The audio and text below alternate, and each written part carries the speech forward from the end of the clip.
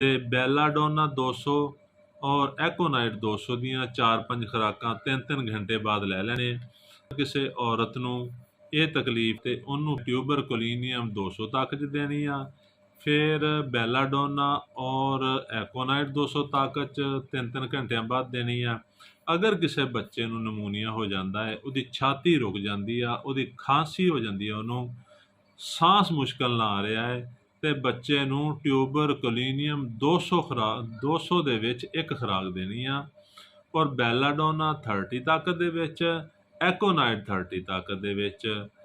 ਇਹ ਤਕਰੀਬਨ 3 ਘੰਟੇ ਤੋਂ ਬਾਅਦ ਇੱਕ ਖੁਰਾਕ ਦਿੰਦੇ ਰਹਿਣਾ ਹੈ। 3 ਤੋਂ 4 ਖੁਰਾਕਾਂ ਦੇਣੀਆਂ ਨੇ। ਇਨਸ਼ਾਅੱਲਾ ਤੁਸੀਂ 2 ਤੋਂ 3 ਘੰਟੇ ਦੇ ਵਿੱਚ ਸਟੇਬਲ ਹੋ ਜਾਣਾ ਹੈ। ਤੁਹਾਡਾ ਨਜ਼ਲਾ ਜ਼ੁਕਾਮ ਵੀ ਠੀਕ ਹੋ ਜਾਣਾ ਹੈ। ਮੌਸਮ ਦੀ ਤਬਦੀਲੀ ਦੀ ਜਿਹੜੇ ਇਨਫੈਕਟ ਤੁਹਾਡੇ ਸਿਹਤ 'ਤੇ ਪਏ ਨੇ ਉਹ ਵੀ ਠੀਕ ਹੋ ਜਾਣੇ ਆ। ਜਿਹੜੀ ਤੁਹਾਨੂੰ ਤਕਲੀਫ ਹੋਈ ਆ ਉਹ ਵੀ ਠੀਕ ਹੋ ਜਾਣੀ ਆ, ਔਰ ਤੁਸੀਂ ਸਿਹਤਮੰਦ ਹੋ ਜਾਣਾ ਹੈ। ਅਗਰ ਬੱਚੇ ਨੂੰ ਕਿਸੇ ਨਮੂਨੀਆ ਹੋ ਗਿਆ ਹੈ ਤੇ ਉਹਨੇ ਵੀ ਠੀਕ ਹੋ ਜਾਣਾ ਹੈ।